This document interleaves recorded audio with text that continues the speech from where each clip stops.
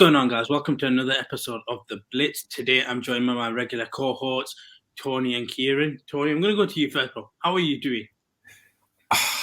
Right, is this what we're doing now? Considering you got an L2, I'm alright, man. I'm alright. Yeah, we're 3-1. We're not 4-0, but it's unfortunate because injuries, man. Injuries are really hurting us this time. Like Teddy was out, didn't come back in the second half. Drew Lock looked so meaty, and it's unfortunate because that was.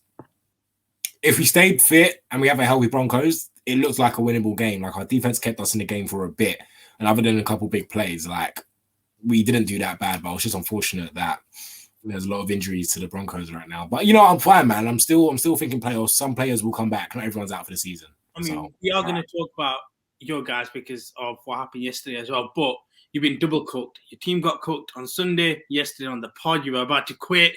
Don't do that. I was not getting cooked at all. No, we're not talking about the pod. We're not talking about Hazard. But no, we're not doing this. And also, Kieran, how are you, man? Obviously, you guys got the big win. Finally off the mark. How are you feeling about that anyway? Just in general. I'm good, man. The question is, how are you? You okay? There you go. There you go. How are you, bro? Okay, I will respect that because nobody asks me how I'm doing. I'm doing okay. I'm a bit cold. Look, the hoodie's on. It's covering my head. But I'm a bit cold. But other than that, I'm happy. But let's get into it then. I am happy. Why would I not be happy? I was curious, yeah. All right then, mate. I wouldn't be happy if my team lost at home in a dome, OT to the Giants. I wouldn't be happy, but we beat the Giants. What about you, mean? It's all right. It's all good. Like, I didn't come into this season with much expectation anyway. But let's go straight into it. Yesterday we had Monday Night Football, which had the Raiders play the Chargers. Now, from the game, we obviously saw Justin Herbert be Justin Herbert, and he's sticking to what people are saying about him being as great as he is. Derek Carr had more of a struggling game. My takeaway from this game was this division as a whole is quite open. But I'm going to you, Toni, for this. You look at it, 3 teams are 3-1, Broncos, Raiders, and the Chargers. Then you got Kansas 2-2. Still, a lot of people have the Kansas City Chiefs as the overriding favourites. When you look at the quarterback play, yeah, we know Patrick Mahomes is probably the elite one out of them all. But do you think with how the other guys have played, they can help rival him in terms of just quarterback play or even in the team? I wouldn't say in quarterback play. I still feel like with the AFC West, Mahomes is still the standout quarterback in the division. But I feel like people need to remember the AFC West, a couple of years ago when we won the Super Bowl, was the hardest division in football. You had good teams. And as you can see now, the Chargers are a good team. The Broncos are a decent team. Even the Raiders are somehow a decent team now. And we still think Kansas are going to win that division. But in terms of quarterback play, can Justin Herbert rival Mahomes? No, not yet. As you said, like, I know people were trying to put him in the MVP conversation. I'm not doing that. I'm not jumping on the bandwagon just yet. But I do like Justin Herbert. I remember, as David said last week on the pod, I remember on the Blitz, I remember his last bowl game because he didn't play that season, but he had an outrageous bowl game. And I was like, and then that just boosted his stocks. And then the Chargers picked him up and he's been good ever since. I'm not putting him in the MVP conversation just yet because I still think that's very mad. It's only his second season, and I know, like, give him some time. He's not Lamar or Mahomes, but at the same time, I've got to give it to him. He looked very good yesterday. Derek Carr didn't look as great. They got after Joey Bosa and then got after Derek Carr. So I don't think any of the quarterbacks will rival the Chiefs, but if the teams like the Chargers play well and the Broncos play well against teams that are not in their division, who knows? I feel like it might be a tight one. We could see 1 or 2 teams come out of the playoffs from the AFC West, but it's still early days. What about you, Kieran? Because I know, like, are you on the same wavelength? Obviously, from the quarterback standpoint, we see Mahomes as the elite and then the rest below him. Because a lot of people have said he's like the best player in football right now. Are you on the same wavelength where you think, yeah, teams can collectively compete against the Chiefs, or is it still a case of the Chiefs are finding their feet again after being in back-to-back Super Bowls, and eventually they will essentially go on a win streak where the rest of the division can't keep up? Patrick Mahomes is the best player in football at the minute, and he has been for about the past 2 seasons. The issue is the Chiefs' defense at the minute. That they statistically at the minute have the second worst defense in the entire league. So a lot of the time when you expect Mahomes to bail them out, if the defense are being that bad, he ain't going to be able to bail them out that much anymore. There is a lot of good quarterbacks in the league, but nobody's touching him at the minute. Like he went out the other day and he's just weird. Like the underhand passes, like playing like a baseball player, all of that. He just does weird stuff. And it's like that's the thing. That's the thing I don't like about Mahomes. I'm gonna sound like that he can do it though. No, but that 60-year-old NFL fan that likes the Tom Brady type quarterback. Yeah. Don't do the fancy stuff. That's for some reason that's me when it comes to Mahomes. That's what makes him different, though, isn't it? He knows that he's that good, that he can be that cocky, he can do stuff like that. But then on the other side, if the rest of your team can't back that up, you are going to look a bit silly sometimes. I just think with the Chiefs, I'm with you. I think defensively, I don't think they'll be able to stack up. I do believe they'll go to the playoffs. But I don't think, like a lot of people have said, where they're going to make the Super Bowl and stuff like that, they'll get there. I'm going to go on a limb. I think the Chargers might actually win the division.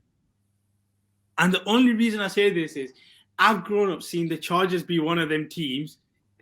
No, the Denver.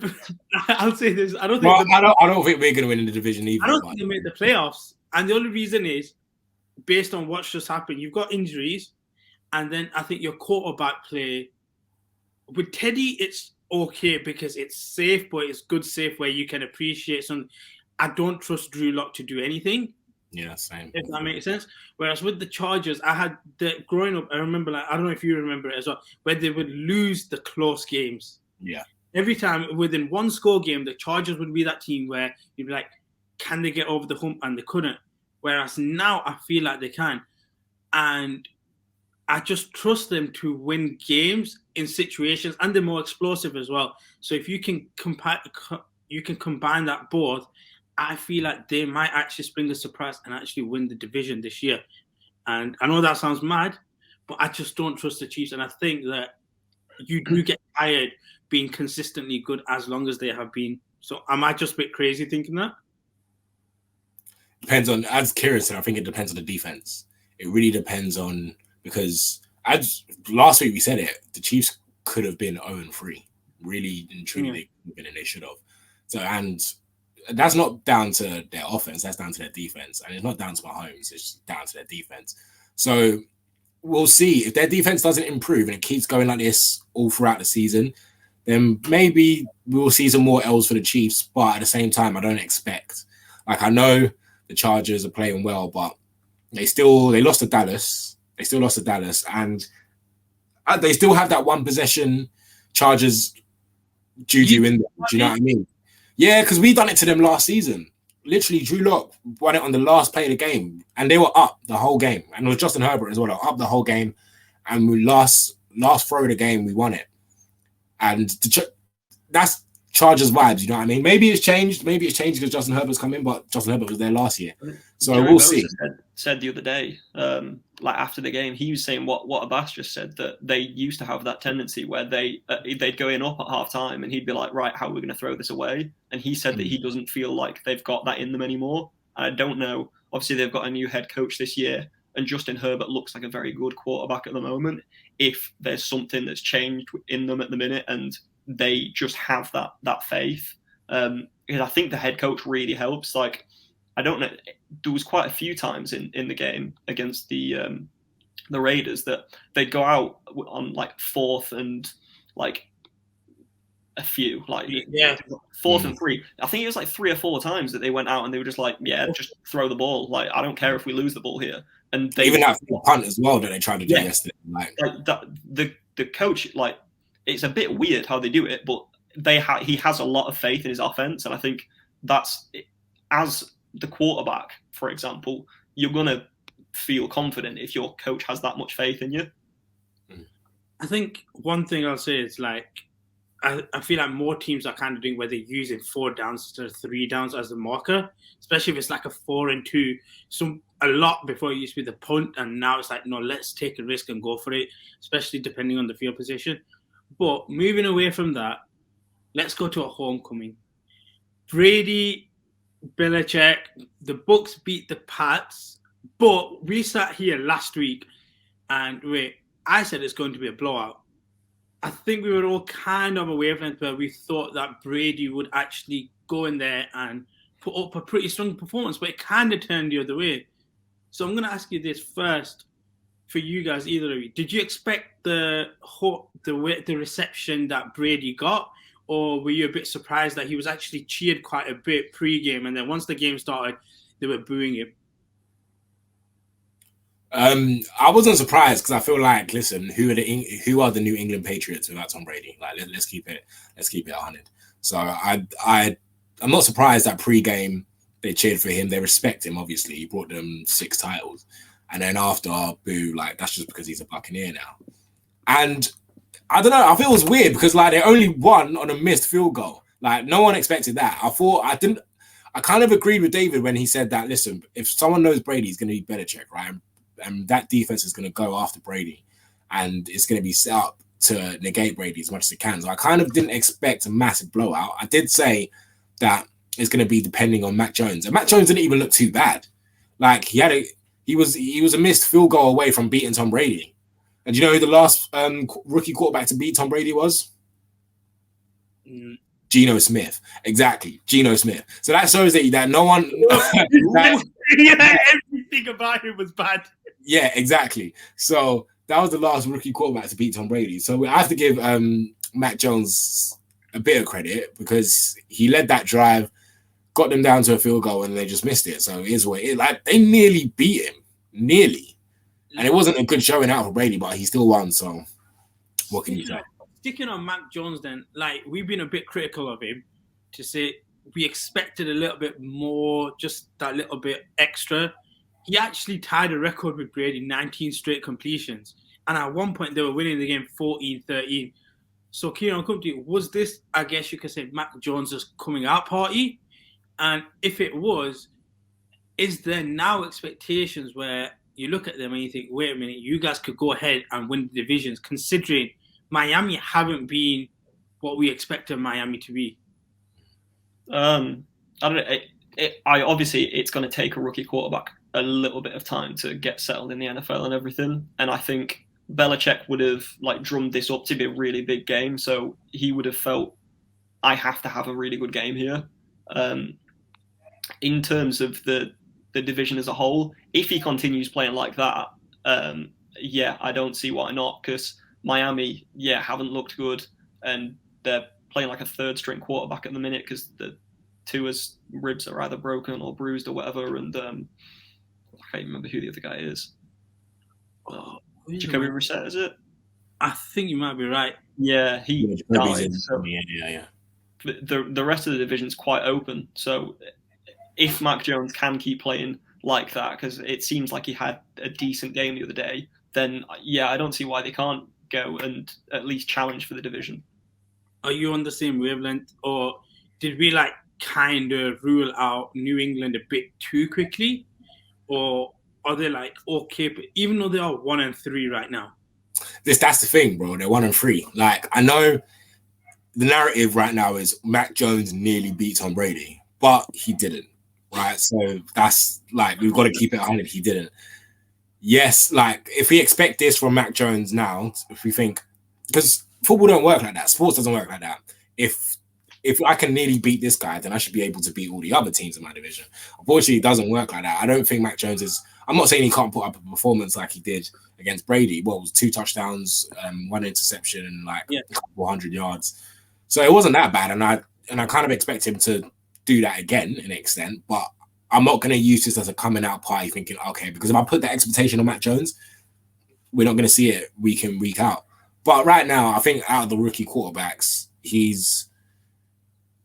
I'm not going to say the best one, but him or Trey Lance are most likely to succeed. Do you know what? Trey Lance actually stunk it up. He actually stunk it up when he played. Justin Fields had a game. So Justin Fields didn't play too bad as well. Yeah. So, we're going to talk about New York teams soon, but just on the actual game itself, one of the things that was bound to happen was Brady was going to beat Brees for the most passing yards. So now he's got 6 rings. He's got records like most passing yards in regular season. I know for some weird reason, some people are still like, Aaron Rodgers is the GOAT, Dan Marino to a lesser extent, Peyton Manning.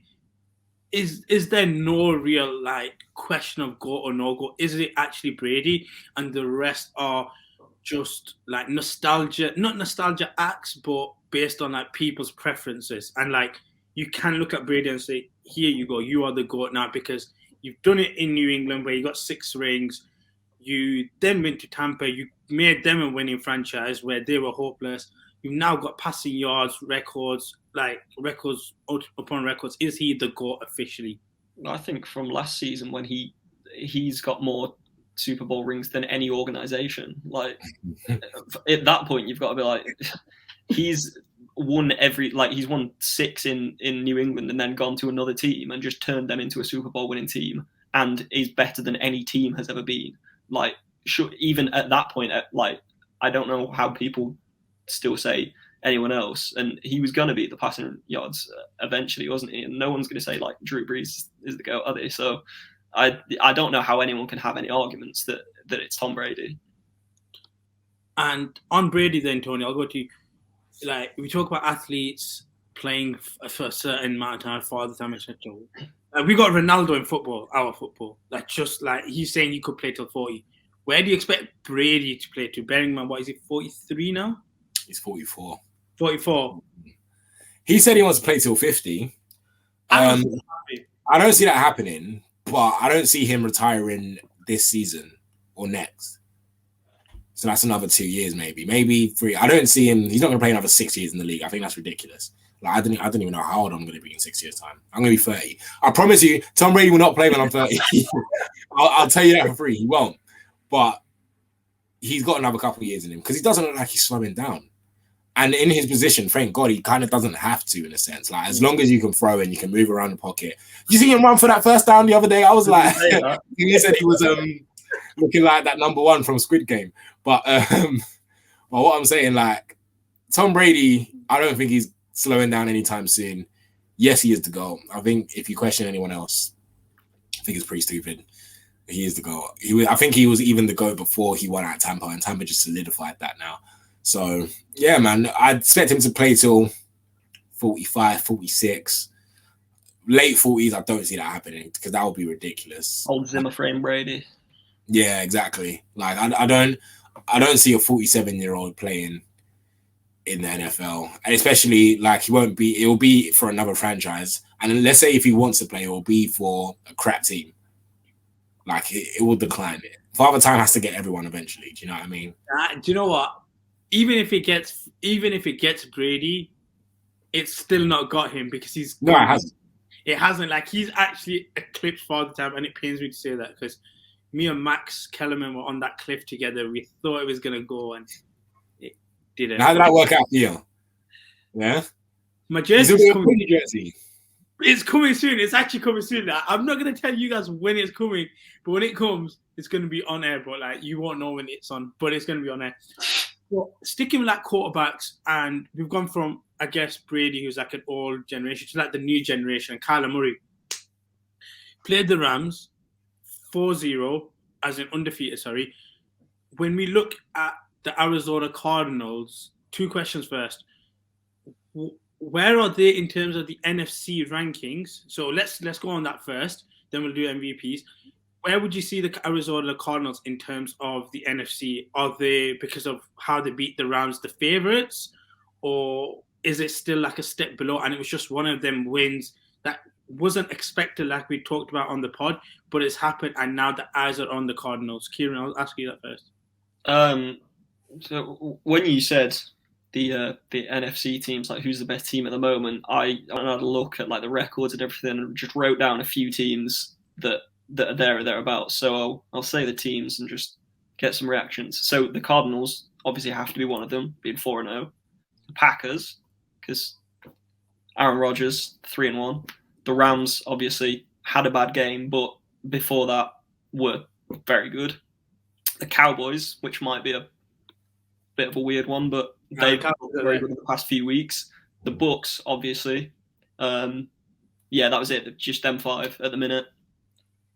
Don't know what everyone's gonna think about that, but I've said the Cowboys. Like that's my pick. I think they're the best team in the NFC. The Cowboys are honestly the best team in the NFC. No. Listen, I don't think as much as this is the thing. Preseason, I was raving about Arizona because I thought I like Chip Kingsbury, love Kyler Murray, love the additions they made in the offseason. Totally forgot they decided to sign AJ Green, so they've put their offense even better. And right now, I feel like that was a statement win against the Rams. I don't even feel like they're better than the Rams, but right now they look like the team to beat. They look very good. Kyler Murray's having a very good season. And if you're an Arizona fan, I don't think you can complain right now. I won't say they're the best team in the NFC because I still feel like, let's say, playoffs start tomorrow. If they play the Bucs, I still feel like they lose to the Bucs. Can they beat the Packers? Debatable. They can beat the Cowboys. Can they beat the Rams in a playoff situation? Probably. Debatable. It's a divisional game, so anyone can hold it. So I won't call them the undisputed best in the NFC, but right now they're the best in their division. They look like the team to beat in football, and Kyler Murray's showing out. And it's just remember I was saying this on the pod yesterday, it's just a well-balanced team, man. It is a well-balanced team, like on the defensive end and the offensive end, the players that they have. I think it's a well-balanced team, and Kyler's showing out right now, so it's good to be a Cardinals fan. See, I hear this, like it looks nice. Like the Cardinals look really nice on paper and stuff. But I'm gonna ask you guys, do you trust Dak Prescott or do you trust Kyler Murray more?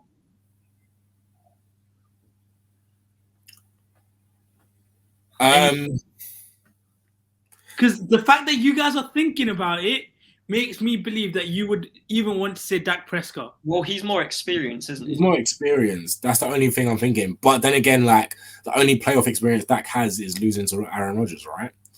So I get that, but the way I look at it is what you've said about the Cardinals. But I look at the Cowboys right now. You have Zeke and Pollard, 1-2 combination in the backfield. You have Dak Prescott, who will probably be the comeback player of the year. Defensively, you're able to blitz. You've got Micah Parsons and Diggs, who was going mental with interceptions this season so far. Yeah, and I just think that this could be the year. Every year it comes for the Cowboys, but this... as you said, this is the Brown Raiders coming out, isn't it? No, but it's true though. Like I was actually thinking about it, and it's actually like, it's accidental I got the name, but I just thought about it. This could actually be the year where the Cowboys make the Super Bowl. Because Tom Brady, as much as Tom Brady is Tom Brady, I feel like he's old. So that's going to hit him. That's going to hit him again. If he goes into the playoffs again, you're playing till end of January again. So that's going to get on your body.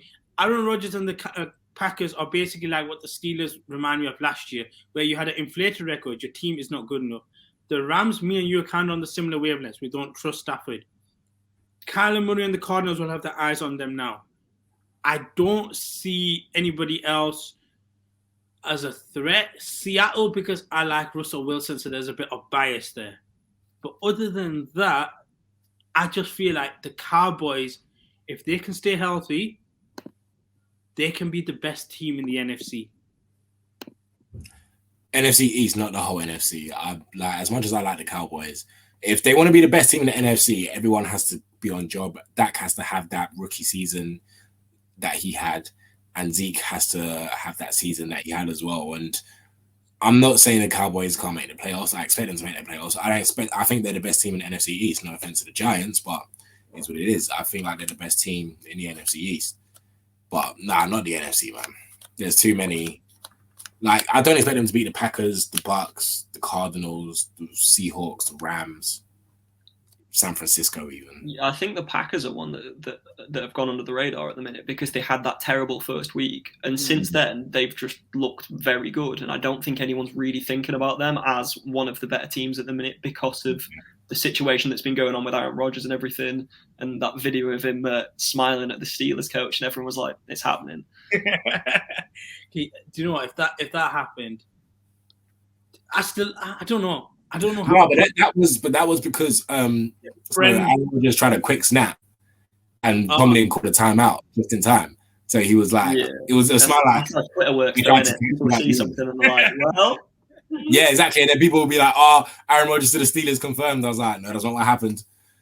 But yeah, sticking, I guess a little bit with Rodgers and like just quickly on the MVP discussion.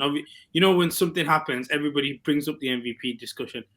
4-0 with Kyler Murray right now. Are we putting him as the favorite for MVP at this moment? He is, like, I guess, the betting favorite, or is it one of them like what we had with Seattle last year with Russell Wilson, where he was the early favorite, and then as the season slowly continued, Green Bay and Aaron Rodgers became the favorite? Do you at think the minute he has to be the favorite, but I assume they probably will in a few weeks. They'll lose a few games, and somebody else will win a few games. Like last week, everyone was like, "Oh, it's Derek Carr at the minute," and then they lose one game. Nobody's talking about Derek Carr this week, and now everyone's talking about Kyler Murray because they're the only 4-0 team. If they lose a couple games, and then the Packers carry on doing what they're doing, everyone will be like, "Well, Aaron Rodgers." Like it's recency bias, the MVP, until you get to the end of the season and you can actually gauge the stats and look at how many, because it's always going to be a quarterback.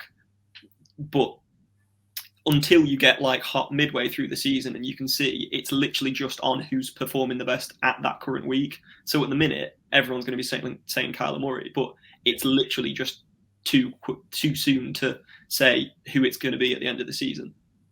Are you the same, Tony? Like it's too it's we're in week 4, man.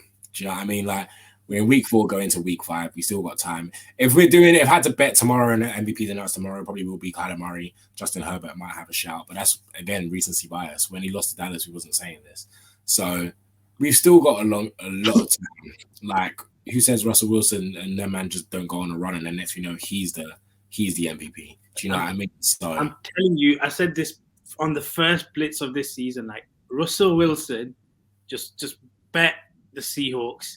They'll win the division. He will win the MVP. I just have this feeling about Russell Wilson. Like now that my team don't have my guy in Drew Brees, Wilson's my quarterback. Like if I could have any quarterback right now in the NFL, Russell Wilson would be that guy. Man said not even Jameis. Wilson's my guy. There's an insane level of consistency with him that, in terms of how he plays, like I know, like he's like that mobile quarterback. Aside from Kaepernick, where now it's become fashionable, and I just think the consistency he's done it with, and everyone remembers the years he used to get beat up. Like he legitimately got beat up to the point like you're gonna knock a few career seasons off this guy's career, and he's still the guy, even though sometimes that offense irritates me when it goes 3 and out constantly. But yeah, no, I'm on Russell Wilson. I'll say this right now as well. Russell Wilson will win the MVP this year. Here we go. Someone clip that up just in case. Clip up my Cowboys as well, because if that comes right, I'm going Cowboys to go to the Super Bowl and Russell Wilson to win MVP. I'll take that. But let's stick on 2 teams now that won their first games, and it's all good in the Big Apple, I guess. So, like, I guess I'll go to you, Kieran, on this. With the Giants and the Jets both winning, whose season was it better to get the first win so early on? Was it better for the Giants because you have a division where you can still possibly win? Or was it better for the Jets for Zach Wilson to get the confidence and the way he played as well? I said last week that the Giants' schedule after the Saints game is horrible. So let me just get it up again so I can... It's still terrible. It's not getting better since last week. You think it's going to change? You know what? I love how like, last week you went through L. Yeah, it was awesome. The Saints was the only game that I didn't say L until the Eagles game because I thought there was a chance. But looking at it, still, Cowboys next, that's probably a loss, isn't it? Rams, that's probably a loss. Panthers, now that they've lost one and the Giants have won one, I have faith that one might be all right. Chiefs, they've got a terrible defense, and the Giants' offense wasn't bad at all against the Saints. So that one might be a win. But in terms of the question you actually asked me, one win, and now you beat. Yeah, we're going to beat the Chiefs, isn't it? Yeah. In terms of the question that you actually asked, obviously that was good for Zach Wilson's confidence. The fact that he's got his first win in the NFL. They didn't beat a very good team, but they won. But I don't know who it's going to be better for. I'll leave somebody else to talk about the Jets because I don't really care. But for the Giants, like, it's just one of them things. The offense just has to be like on song. Everything has to go right for the team to go well. Like, Dan Jones probably had his best game ever, like 400 plus yards. He had quite a few rushing yards as well. I don't think it was many, but it was a few. And that rush touchdown. Saquon coming back to looking, I'll not say he's there yet, but closer to what he looked like before. Kenny Golladay is tied for the most 15 plus yards plays in the league with Deebo Samuel and somebody else. I can't remember who it is. Kadarius Toni coming in looking like a very good player. Like, there's a few times where defenders would get near him and he just sort of just like shimmy out the way.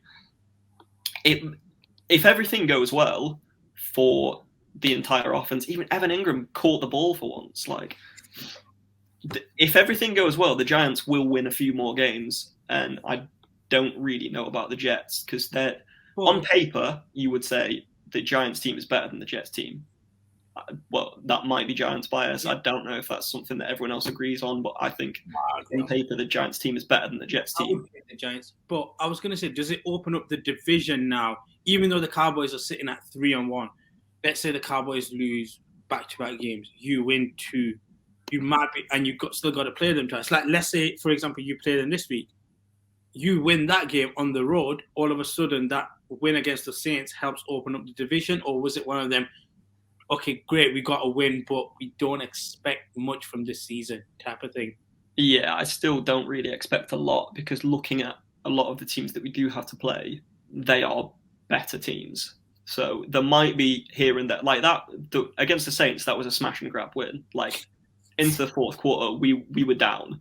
And then Saquon just done that. And then we luckily got the ball in offense. And Jabril Peppers, I don't know if you've seen the video, literally the best coin toss ever.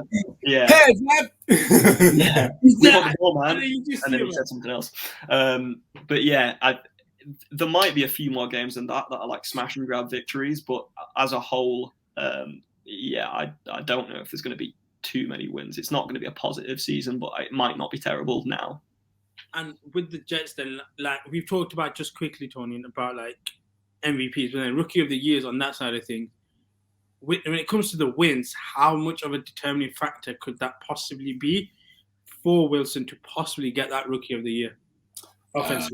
He needs way more wins, less more turnovers, and that's hard for the Jets. Like, the Jets played all right. They won in OT. I think they played better. Like, they beat up the Titans. I didn't think the Titans, when they made it into overtime, when they made it to overtime, I thought, okay, the Titans might go on and win this. It was a mentality thing. This is the thing. Like, I'm happy for the Jets in a sense that they beat the Titans in OT, but I don't expect this to happen often. Do you know what I mean? Like, I feel like the Jets are still the Jets. Zach Wilson made some nice throws. Like, there's one way he fumbled the snap, had the composure to make that 30. I think it was to... I forgot his name, but I had him on my fantasy. Anyway, the point is, I don't expect, just because they won this OT win, I don't expect like Zach Wilson and their man to get way more wins and start doing a madness. Like, I still feel like they're going to have less than 5 wins, which isn't great. Get another pick, sort out your needs in your teams and look for the future. Like, Zach Wilson looked more comfortable, and I think he's a confident kid. Like, all the turnovers and the shutouts he's had hasn't really affected his confidence so far, and it's a nice win to get for the New York faithful, I guess. You know, I think that's what it gives something to chat about. Yeah, I think that's what it is. Like, it gives that little thing that, okay, our quarterback can win. We didn't have to wait so long to get a win, and at this point, it's better to win early than to win late and completely mess up the chance for the number 1 pick. But I just want to move on to our Thursday night game, and the reason for that is it's a big one. Like, it's actually a big one. Seahawks versus the Rams. And like we said, I think the Seahawks can win the division. The win they had against the 49ers, in a weird way, kept them alive for playoff contention. If they now go and win at home to the Rams, where are we looking in terms of Matthew Stafford going on back-to-back losses in the division, and then we're looking at the Seattle Seahawks, and we're thinking, wait, you've won 2 games, one on the road, one against that you were both games are 50-50, but then you beat the Rams as well. Are we looking at new favourites in the division then? Because I know me and you, Tony, have had that same opinion about Matthew Stafford. How much of an upgrade is he to Jared Goff, really? If he loses both games in the division, is that statement kind of true or becoming more true? I wouldn't say, let's say if the Seahawks beat the Rams on Thursday, no, I wouldn't say that they're still the favourites for the division, because I still think Arizona is still there. But I do get what you mean in the sense that it might be a bit scary for the Rams, because the Rams will win games, but their division games, especially in that NFC West, we've seen some great games. I remember, was it a season ago, the Seahawks versus, was it Seahawks San Francisco 2 seasons ago? Where it was a ridiculous game. They go back and forth. It was a back and forth. Yeah. Like, NFC West has good games. And right now, if Matthew Stafford loses to Seattle, you can make the argument that, okay, I won't say worst QB in that division because he's better than Jimmy G, I think. But you'll be looking at that and you're thinking, we can't win these division games if Matthew Stafford can't, like, go up against these defenses. And unfortunately, your division's the hardest in football. You're going to go up against them twice. So you need to learn how to beat these guys. Now, he's lost 1 NFC West game so far. And then, obviously, is it at Seattle? It's at Seattle. Yeah, so again, this is another tough game for him, because I feel like the defense can help him out. Well, let's see how Russell Wilson plays against this Rams defense. But yeah, if the Rams don't win this one, it's going to be a bit of a concern. Because it's like, all right, we expect you to beat all the other teams because you're good enough, but you need to start beating your divisional rivals, because that's where the crucial ones are at the end of the game. Those are the most crucial games, and especially right now, if they're the other teams looking at the division, you've got Kyler Murray, you've got Russell Wilson, and then Jimmy G and Trey Lance. Like, you would put Matthew Stafford third. You'd put him under on a ranking right now. You'd put him below Kyler Murray and Russell Wilson. So I don't know. If it all depends on what happens. I expect the Rams to win, just because I still don't trust the Seahawks to an extent. But we'll see. At home, who knows? The only thing I don't trust with the Seahawks is, so they work, because I was watching both games at one point, and Seahawks in the first half, the offense was non-existent, and that happens too consistently. And then if they go down to the point where you are down 17-0, 17-7, you're playing from behind and you can't then control the ball. You have to go ahead and throw the ball a lot more. That's my only worry. Like, offensively, they can't go 3 and out too much. But just quickly, I'm going to ask you, in terms of pressure for this game, who has more pressure, Russell Wilson or Stafford? Stafford, because they're the team with the better record at the moment, and everyone's still looking at him going, this is a new team. Like, we don't know if he can do it with this team. He looks good with them, but we don't know how far he can take them or whatever. Whereas Russell Wilson's been with Seattle for 10 years, whatever. He I can't remember what.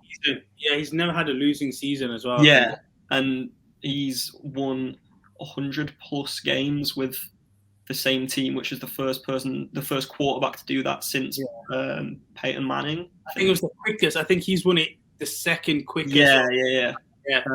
So yeah, I think the pressure is more on Stafford, because for one, they've got the better record.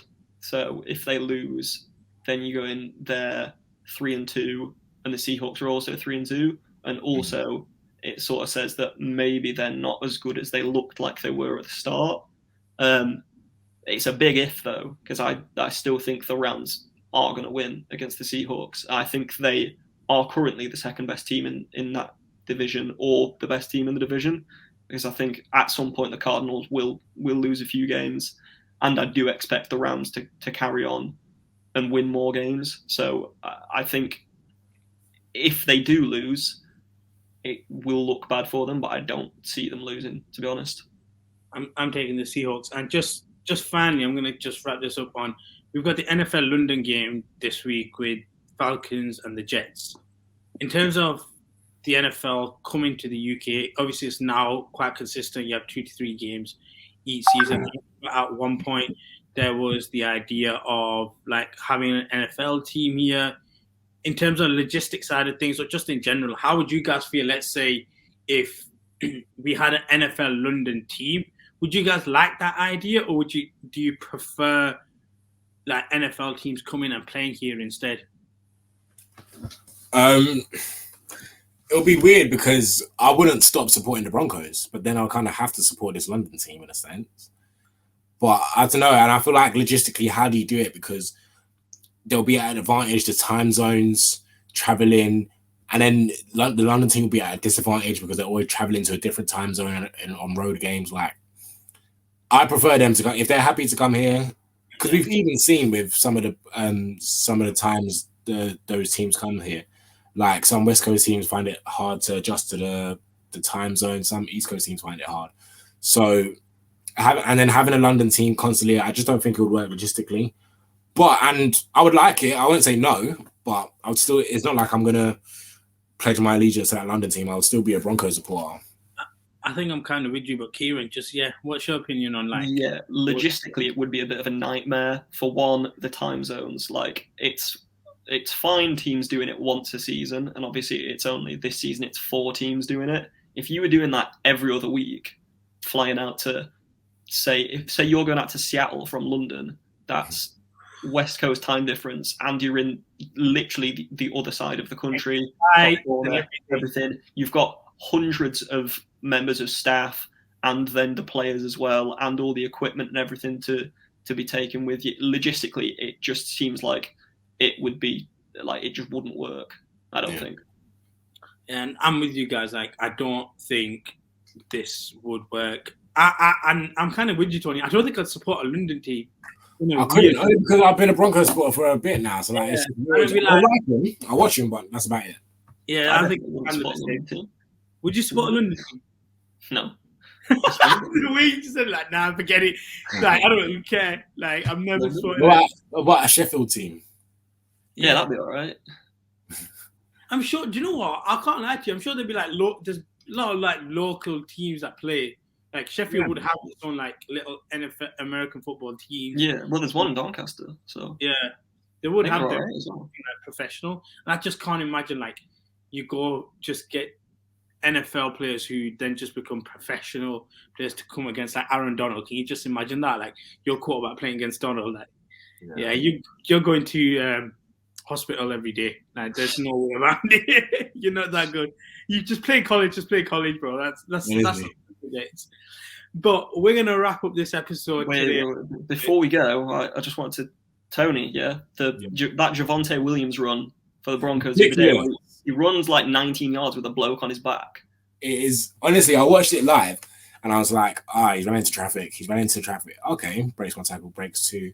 Okay, they wrapped him up now. No, they haven't wrapped him up. He ran from the 27-yard line to the 8-yard line with like people on his back. And I was he literally had one guy on his back, and for a little bit, he also had another guy on his back before he gets wiped out by the. It was ridiculous, and it's good because we've now got like I remember I was saying I was sad that we saw Philip Lindsay go because those are the type of runs we used to see from Philip Lindsay. But Javonte Williams looks good. Melvin Gordon's he didn't look good on they both didn't look good on Sunday, to be fair, but. Week 5, we go, man. We go again. Week 5. Taysom Hill break tackles of 7 men to score a touchdown. So I hate Taysom Hill, man. He's so annoying. He did it twice. He's that good at everything. Twice. Like he can literally, he plays He's like the James Milner of NFL, isn't it? Yeah, bro. He doesn't do anything perfect, but he does everything okay. Yeah. To play like in the red zone. He's a nightmare. Like he broke 7 tackles and just went through. And I was like, yeah, that's my like secondary quarterback. But yeah, we're gonna wrap it up today with another episode of the Blitz. As always, guys, follow us on our socials. The handles are right there: Instagram and Twitter @the.zoneldn for Twitter and @the.zone_ldn on Instagram. The YouTube page, the Zone LDN. We've got more content: basketball, NFL. The NBA season's literally around the corner. We're going to have a lot of it. And obviously we've got pod visuals. So you get to see Tony being cooked every time and trying to like threaten to lose it to stop the ball. That's a reference to the pod, anyway. I wasn't getting cooked, but yeah, that's you were getting cooked. But yeah, we're going to wrap it up again. Thank you again, guys, for jumping on. We'll be back here same time next week. Hopefully, my predictions will stick. And that's a wrap. Peace. Peace.